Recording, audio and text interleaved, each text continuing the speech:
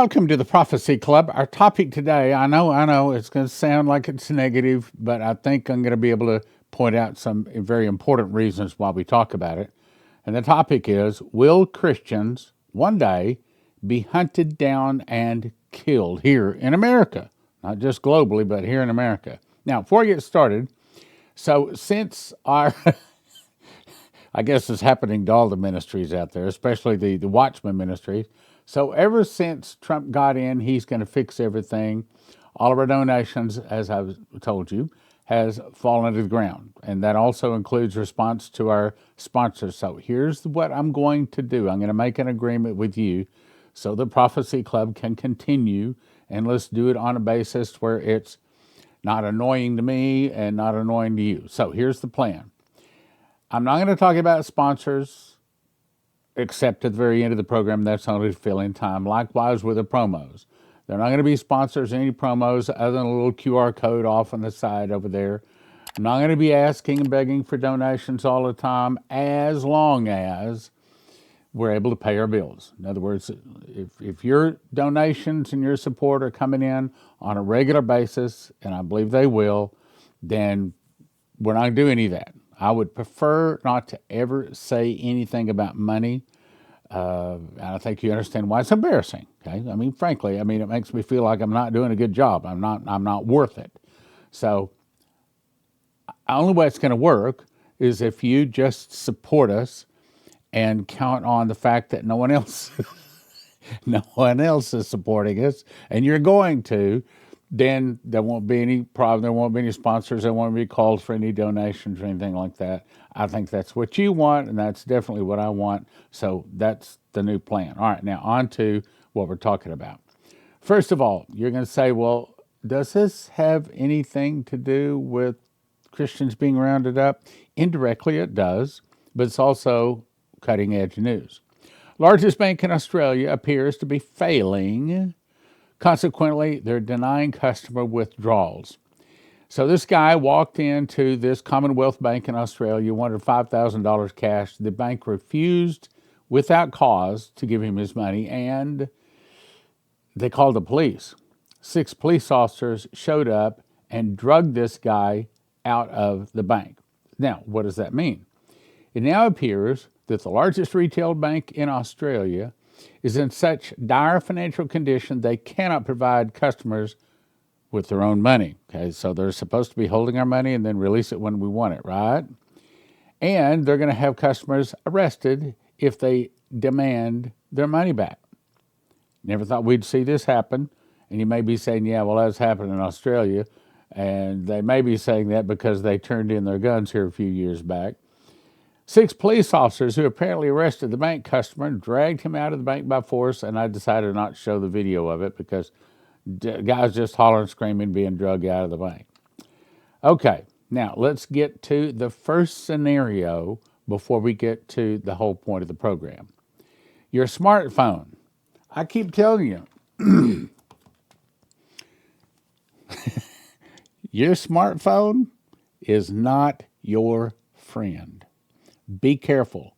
Be cautious. As a matter of fact, I think some things I'm going to bring out in today's program will help make it tolerable to use it and to carry it, because you have to understand the weaknesses, how it's tracking and monitoring us all.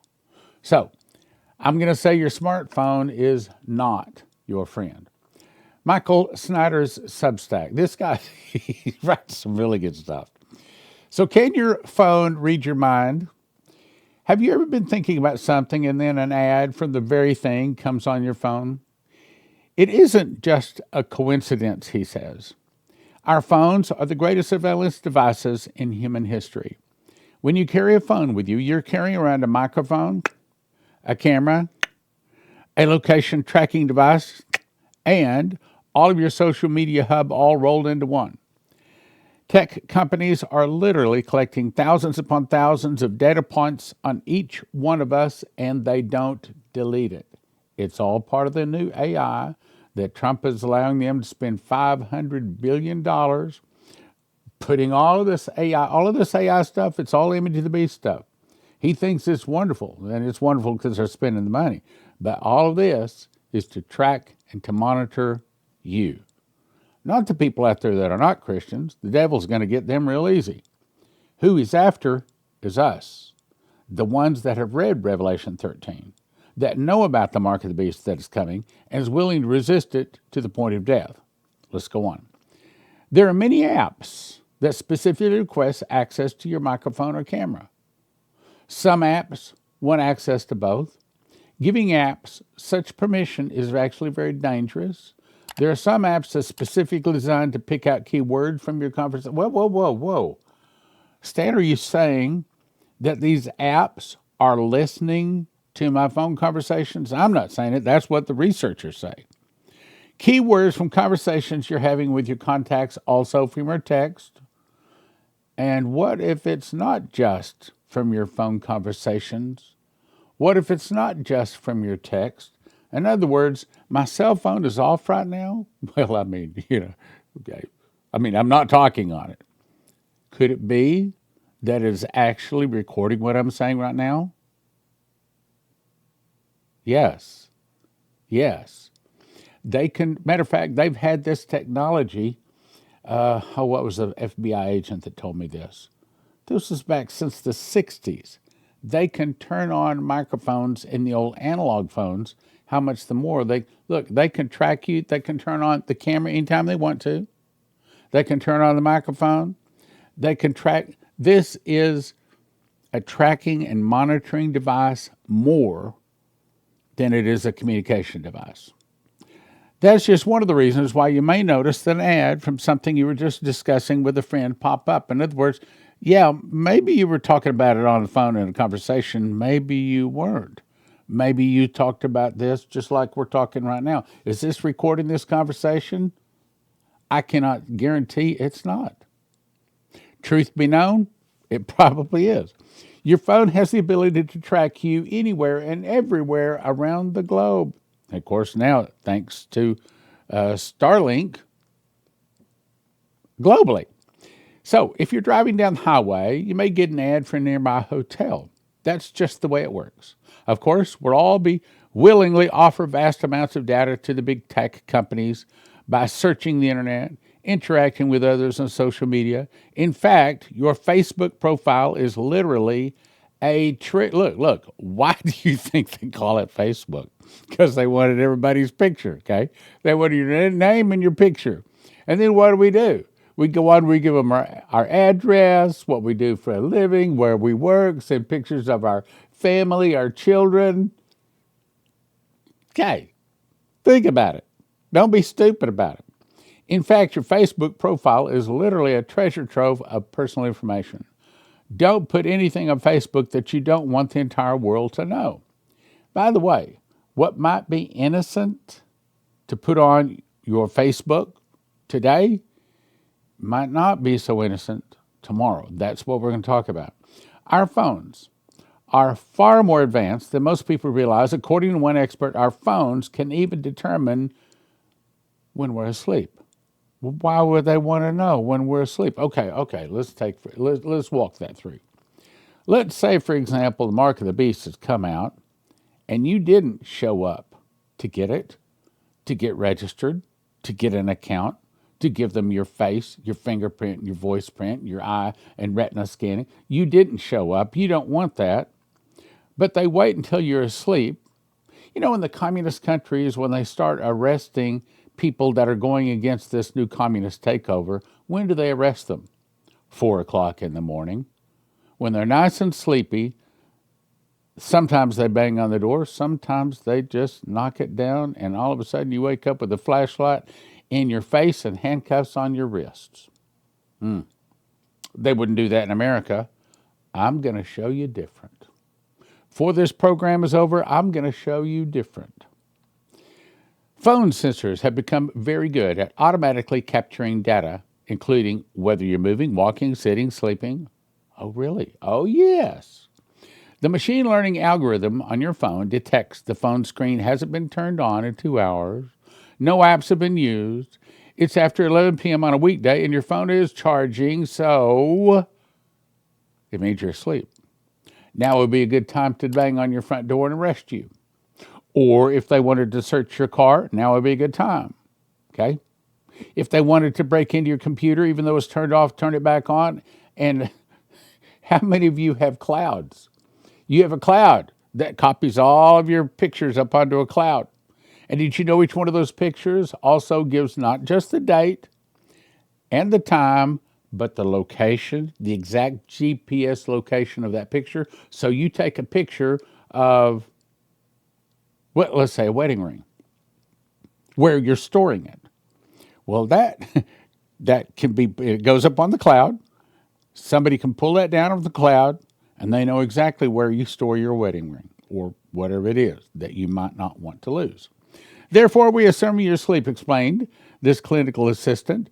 And there's so much that these phones collect about you that they use this data to infer even more about you. All of the information that our phones collect is processed by extremely sophisticated algorithms, AI, quantum computers that I talked about yesterday.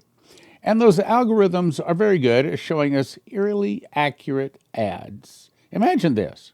You're casually chatting with a friend about playing a trip to the Maldives. A few hours later, you open your smartphone, and guess what? You're bombarded with ads, tropical getaways, swimsuit sales, and best hotels in the Maldives. Coincidence? Or is your phone secretly tuned into your every thought? Welcome to the era of the advanced AI technologies. You got it. Of course, what we're experiencing now is just the beginning. These are the friendly times. What happens when the mark of the beast does come? Oh, now stand. Wait a minute. Trump's in charge. Yeah, well, he's in charge today. But how about tomorrow? We saw that can change in a moment with a bullet flying by his ear. As AI technology continues to grow at an exponential rate, we're rapidly getting to the point to where our phone will know you better than your closest friends, closer than your husband or wife. Artificial intelligence is the backbone of the modern smartphones. We may think AI is limited to voice assistants like Siri or Google Assistant, but it's everywhere. From predicting text to facial recognition, I showed you the AI glasses yesterday. You walk by someone with AI glasses, and the computer just happens to be looking for you, or you're wanted because you didn't take the mark, and it recognized you. So that person that was wearing those AI glasses reported who you are and where you were at what time. From a predictive text to facial recognition. Now, I got this program, and I use it in Word. When I start typing, a lot of times it will guess the next word. Well, how does it do that? Because it's monitoring everything I type. Look, guys, what I'm saying is it's every place. Oh, I'm going to avoid that. Yeah, well, I avoid it as best I can, but nobody can really avoid it. Predictive text, facial recognition to those eerily accurate recommendations you get while shopping online. AI works by gathering vast amounts of data, analyzing patterns to predict behavior. So, no, your smartphone isn't literally reading your mind, but it is collecting, analyzing all of your information. When you use your phone, you're leaving behind a trail of digital breadcrumbs. What you click, how long you scroll, how long you watch, your search history, it's all tracked, it's all monitored, it's all put into a giant computer, it's not deleted. Essentially, your phone is getting to know you, your habits, your preferences, patterns, better than even your closest friends might. So, what could a tyrannical government do with this sort of technology? If authorities had access to every single detail of your life, there would be nowhere to run, nowhere to hide. That's what we're coming to. I'll show you in the scriptures. And the fact that most of them are constantly being watched, monitored, and tracked is certainly not good for our mental health. A new study says that it actually causes stress. The latest study found unconscious processes are affected by being watched. When we're under surveillance, we're being watched, causes stress. It puts brain in a constant fight or flight mode, something that can be stressful and taxing. Oh, surely not. Yeah, actually. So Michael goes on to say, I certainly do not like to feel like I'm being watched, so I do not carry a phone around with me all the time. These days, that puts me solidly in the minority. We've raised an entire generation of young Americans that have become accustomed to being constantly glued to their phones. I've seen it with our grandchildren. Glammy, can I have your phone? As we're driving down the road. And if she doesn't get it, she pitches a fit. Now, my wife Leslie understands how bad it is, and she says you can only watch it for 5 minutes. And of course, the kicking, fighting, screaming, red face, tears begin. But at 5 minutes, she takes it away. If you don't, it glues to their nose all day long. But many of them also have become accustomed to having their parents pay for their phone bills. Now, let me talk about me personally. This is my personal opinion. You might disagree. I do not have and do not want and will not accept a Facebook account. People send me links to Facebook, and I can go up there without an account. It'll let me see 3 things, and then it bumps me off. Fine. I only need to see 3.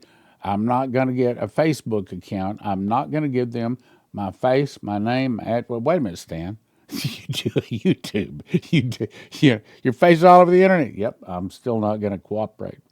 Matter of fact, when we go to the grocery store or something like that, and we pull out the credit card, and you got a sign, with a little electronic pen on the electronic pad, I don't sign. I have a special symbol, but it is not my signature. It is not my initials. I do not put my signature into any kind of a computer. It doesn't have it.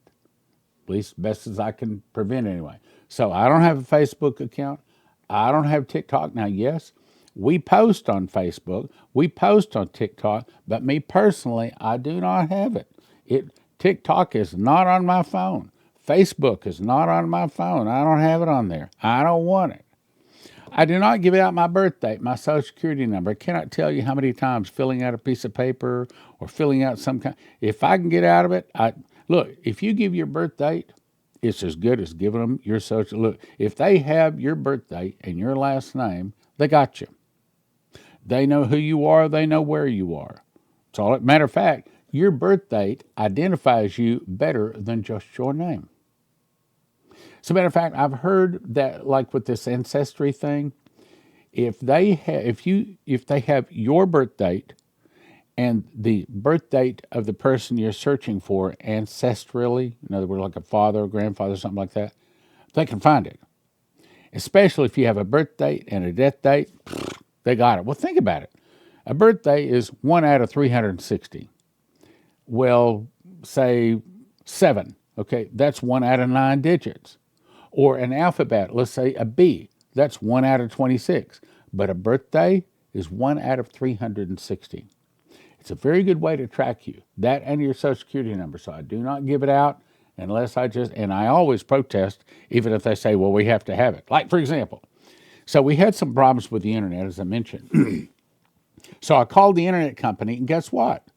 They asked for my PIN code, or they said, we can register you for voice recognition. Then you don't have to give your PIN code. I said, I'll stay with the PIN code. Now, they probably already have my voice. I understand that, but I'm still going to, I guess you'd say, be uncooperative.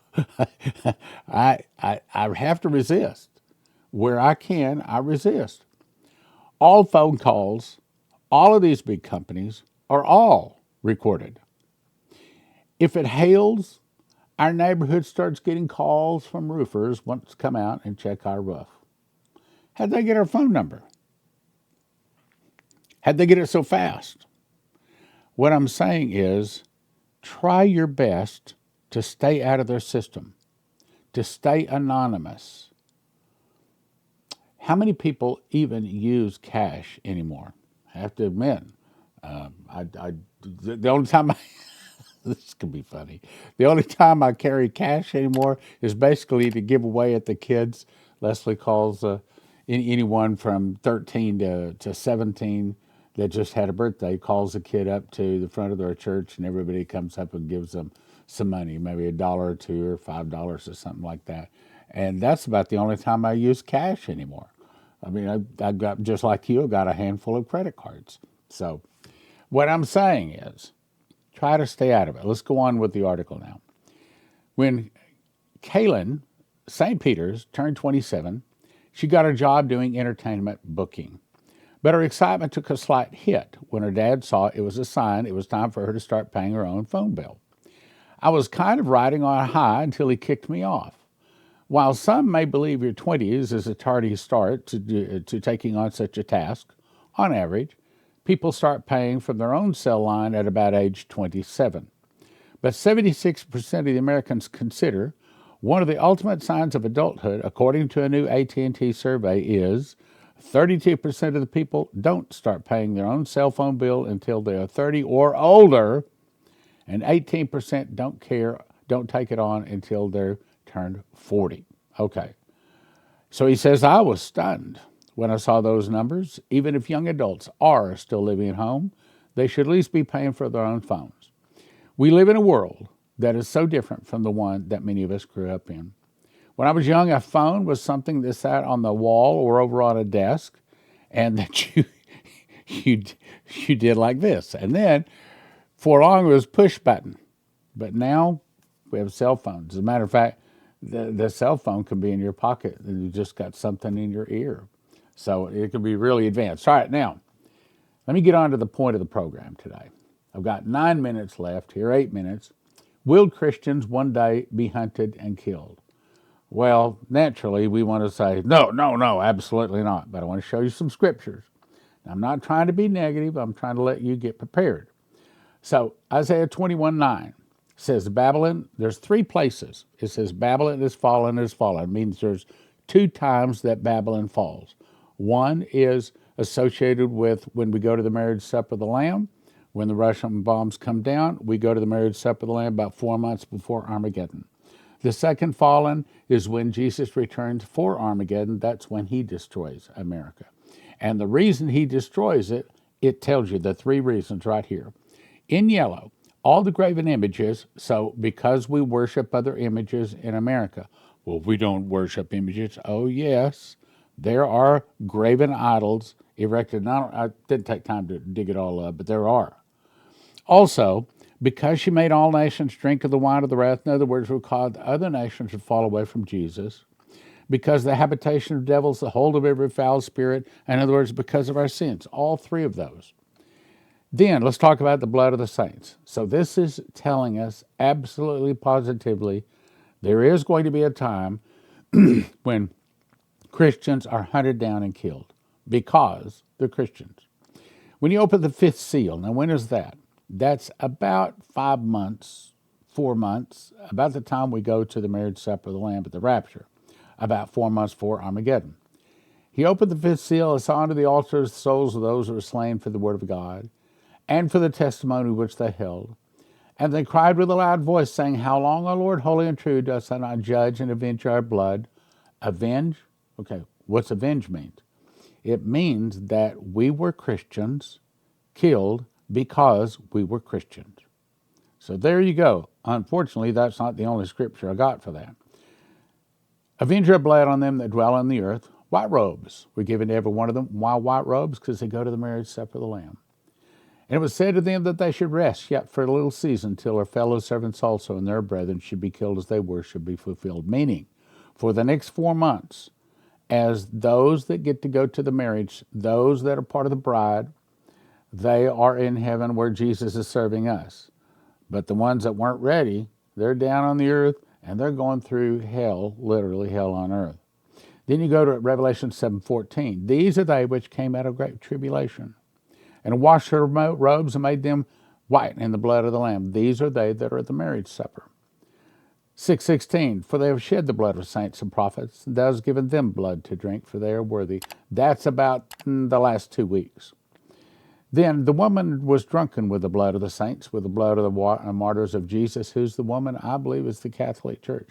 I believe it just like David Phillips saw that there would be a future pope, be a young pope with dark hair and short facial hair, very attractive, and he will tell all of the Catholics that they need to start killing all of the people that are not true and faithful, and that's anybody that's not a Catholic. And of course, a lot of Catholics give up their life because they're not going to go along with that. Then verse 18-20 says, God hath avenged you on her. Once again, it's the second time God is avenging because of the Christians that are killed. Finally, in her mouth was found the blood, in her was found the blood of saints, the blood of prophets and saints, and all that were slain upon the earth. Now, that's Revelation 18, and specifically talking about America. So what that's saying is absolutely positively that there is going to be a Christian killing machine that turns on in America. I think it's when the fall of America start with an internal revolution in America started by the communists. Some of the people start fighting against the government. Some of the people start rounding up the Christians and fighting against the Christians. That is what it's saying. Now, a couple more things. These are the scriptures, I'm running out of time, that say flee America. Now, I don't think it's time yet. I will certainly let you know, but I do think the time is coming, and I do think it's near, when the Spirit of God is going to tell Christians to run for your life. Flee every one into his own land. Remove out of the midst of Babylon. They shall return every one to his people. They shall flee every one to his own land. That's the people of America. Flee out of the midst of Babylon and discover and deliver every man his soul. Forsake her, and let her go every one into his own country. Go ye out of the midst of her, and deliver ye every man his soul. Ye that have escaped the sword, go away and stand not still. Remember the Lord afar off, and let Jerusalem come into your mind. Now, I read that because I think that the place that God is going to direct people in America to go to is going to be Jerusalem, i.e. Israel. And that's the reason I believe he'll have me one day buy an airline. I didn't say an airplane, an airline, and start flying Christians and Jews to Israel. I mean, en masse. But we'll talk about that down the road. Finally, come out of her, my people, that you be not partakers of her sins, and that you receive not of her plagues. Meaning, stop sinning. But it's also going to one day mean it's time to leave our nation, because some of the people will start fighting against the government. The government will be busy with internal problems. Then from the oceans, Russia, Cuba, Nicaragua, Central America, Mexico, and two of the countries will attack and defeat America in 1 hour. When America falls, what do you think happens? They're coming after the Christians. That's when the Christian persecution starts, and it goes on for about 4 months until finally Jesus has to return and stop it. They're coming after the Jews to kill the Jews. They're already killing the Christians. Now, if you look, our time is about 28 minutes. We have to be 28:30, so that's the reason we sometimes still have a couple of promos at the end.